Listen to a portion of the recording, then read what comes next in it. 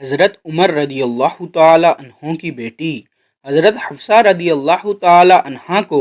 حضور صلی اللہ علیہ وآلہ وسلم نے کس وجہ سے طلاق دی؟ جیسے ہی حضرت عمر کو معلوم ہوا کہ رسول اللہ صلی اللہ علیہ وآلہ وسلم نے میری بیٹی کو طلاق دے دی ہے تو آپ اپنے سر کے بال اکھاڑنے لگے، زمین پر دیوانہ وار لیٹ گئے اور مٹی اپنے سر میں ڈالتے ہوئے زور زور سے رونے لگے۔ پھر اچانک جبرائیل علیہ السلام بسم اللہ الرحمن الرحیم۔ ناظرین، دوسرے خلیفہ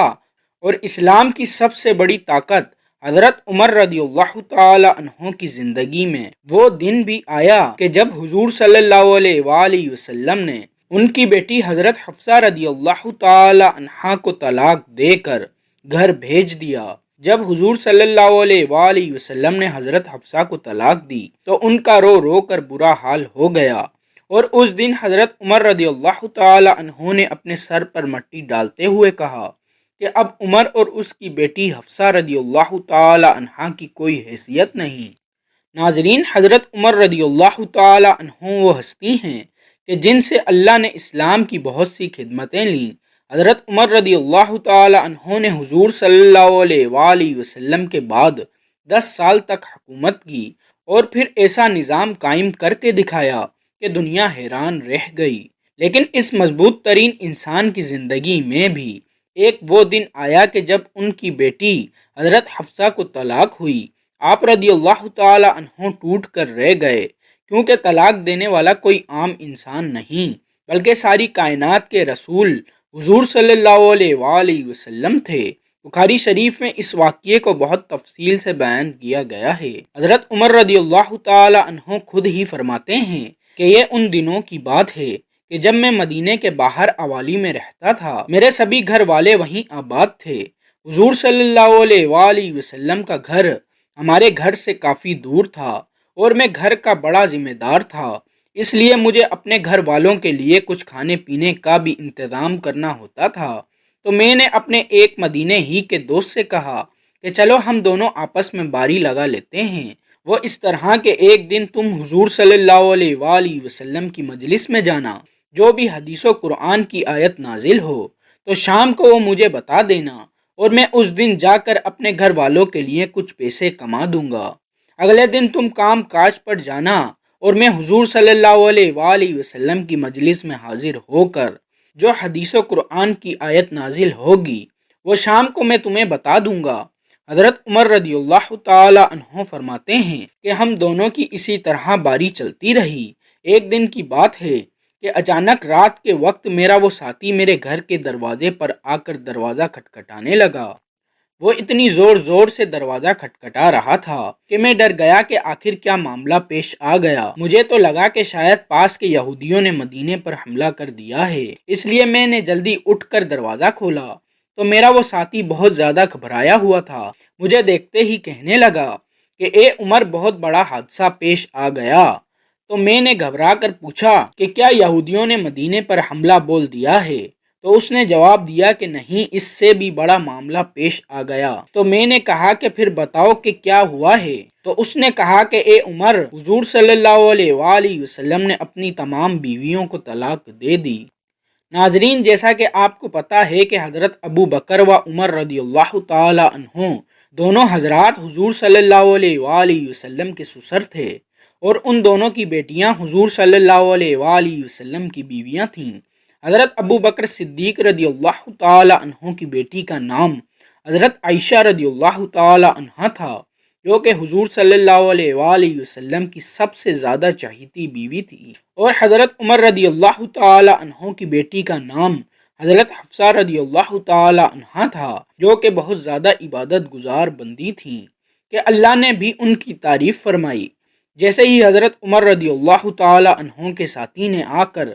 انہیں بتایا کہ حضور صلی اللہ علیہ وآلہ وسلم نے اپنی تمام بیویوں کو طلاق دے دی ہے، تو حضرت عمر رضی اللہ تعالی عنہ بہت زیادہ گھبرا گئے اور جلدی سے رات ہی میں مدینے کی طرف دوڑے۔ سب سے پہلے حضرت عمر رضی اللہ تعالی عنہ اپنی بیٹی حضرت حفصہ رضی اللہ تعالی عنہ کے گھر میں گئے۔ وہ اکیلی بیٹھی رو رہی تھیں۔ حضرت عمر رضی اللہ تعالی عنہ نے انہیں دیکھتے ہی کہا کہ اے حفصہ کیا حضور صلی اللہ علیہ وآلہ وسلم نے تمہیں طلاق دے دی ہے؟ تو حضرت حفصہ نے جواب دیا کہ مجھے نہیں معلوم، بس حضور صلی اللہ علیہ وآلہ وسلم ہم سبھی سے ناراض ہو کر اوپر کمرے میں چلے گئے ہیں اور کسی سے بات نہیں کر رہے۔ یہ سن کر حضرت عمر رضی اللہ تعالی عنہ نے اپنی بیٹی حضرت حفصہ رضی اللہ تعالی عنہ کو زور سے جھٹکا دیا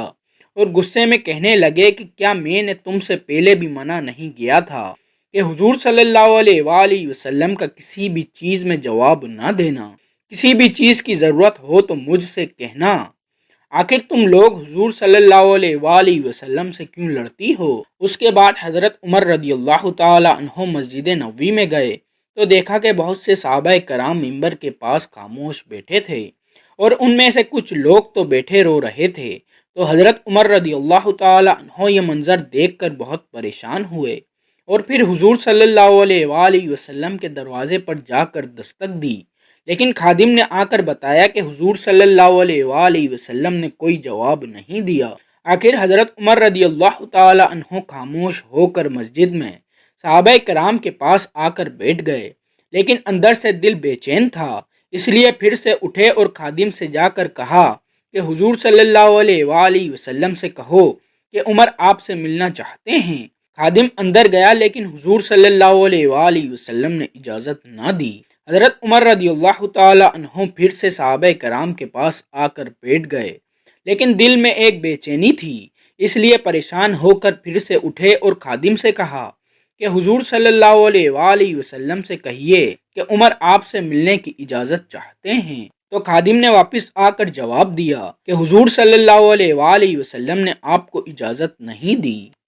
جب تیسری بار بھی منع ہو گیا تو حضرت عمر رضی اللہ تعالی عنہ مایوس ہو کر مسجد سے باہر جانے لگے تو اتنی دیر میں خادم نے پیچھے سے آ کر آواز دی کہ اے عمر، حضور صلی اللہ علیہ وآلہ وسلم تمہیں حجرے میں بلا رہے ہیں۔ تو یہ سن کر حضرت عمر رضی اللہ تعالی عنہ بہت خوش ہوئے اور جلدی سے حضور صلی اللہ علیہ وآلہ وسلم کے پاس حجرے میں پہنچے تو حضرت عمر رضی اللہ تعالی عنہ فرماتے ہیں، حجرے میں جاتے ہی میں نے حضور پاک صلی اللہ علیہ وآلہ وسلم کی سادگی کا یہ عالم دیکھا کہ آپ صلی اللہ علیہ وآلہ وسلم زمین پر کھجور کی پرانی چٹائی بچھا کر لیٹے ہوئے تھے، کمرے کے ایک کونے میں پانی کا گھڑا رکھا تھا۔ حضرت عمر رضی اللہ تعالی عنہ نے جاتے ہی محسوس کیا کہ حضور صلی اللہ علیہ وآلہ وسلم بہت خاموش اور پریشان ہیں،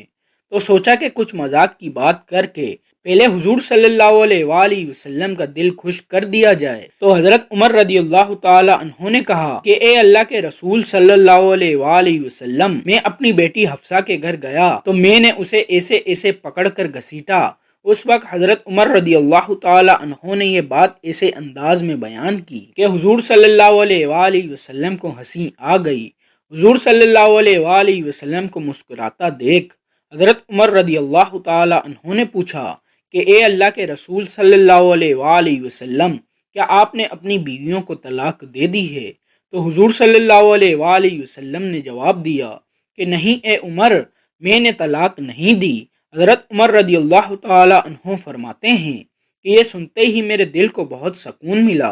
اور باہر آ کر میں نے سبھی کو اس بات کی خبر دی تو صحابہ کرام کی جان میں جان آئی۔ اسی طرح حدیث کی کتابوں میں حضرت حفصہ رضی اللہ تعالی عنہا کے طلاق کے بارے میں ایک اور بات ملتی ہے کہ ایک بار حضور صلی اللہ علیہ وآلہ وسلم نے حقیقت میں انہیں طلاق دے دی، لیکن وہ طلاق رجوعی تھی، مطلب صرف ایک ہی طلاق دی، کیونکہ ناظرین شوہر کو 3 طلاق دینے کا اختیار ہوتا ہے، اس لیے اگر وہ 3 طلاق کی جگہ صرف ایک ہی طلاق دے تو وہ جب چاہے اپنی بیوی کو چھو کر اسے اپنے نکاح میں واپس لا سکتا ہے۔ تو حضور صلی اللہ علیہ وآلہ وسلم نے حضرت حفصہ کو طلاق رجوعی دے دی۔ اب جس وقت حضرت حفصہ رضی اللہ تعالی عنہا کو طلاق ہوئی تو ان کا رو رو کر برا حال ہو گیا،